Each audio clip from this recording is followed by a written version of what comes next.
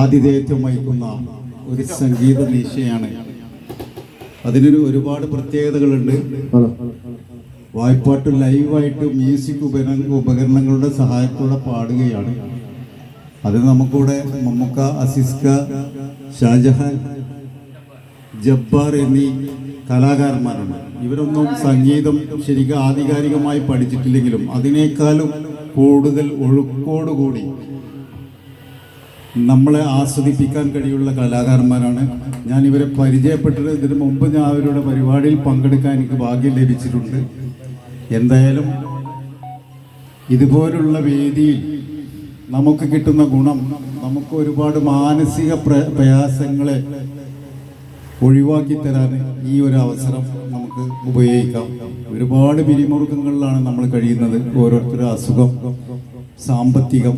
ഇന്നലെ എൻ്റെ സുഹൃത്ത് പറഞ്ഞു 1 ലക്ഷം ഉറുപ്പിൻ്റെ ഈ കടം വീടുന്നാണ്. രാത്രി 12 മണി വരെ പാടുമെന്നാണ് ഷാഫി. ഓൻ പറഞ്ഞത് നല്ലൊരു പോയിന്റാണ്.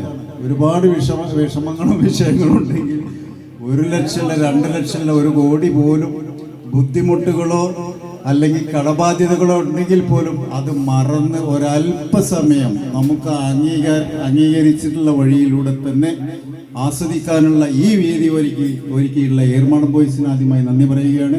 അതുപോലെ ഈ നല്ല കലാകാരന്മാർ ഇവിടെ എത്തിയിട്ടുണ്ട്. ഈ കലാകാരന്മാർക്ക് പ്രത്യേകം ഞാൻ ഈ പരിപാടിയിലേക്ക് സ്വാഗതം ചെയ്തുകൊണ്ട് ഈ പരിപാടിയുടെ ഉദ്ഘാടനം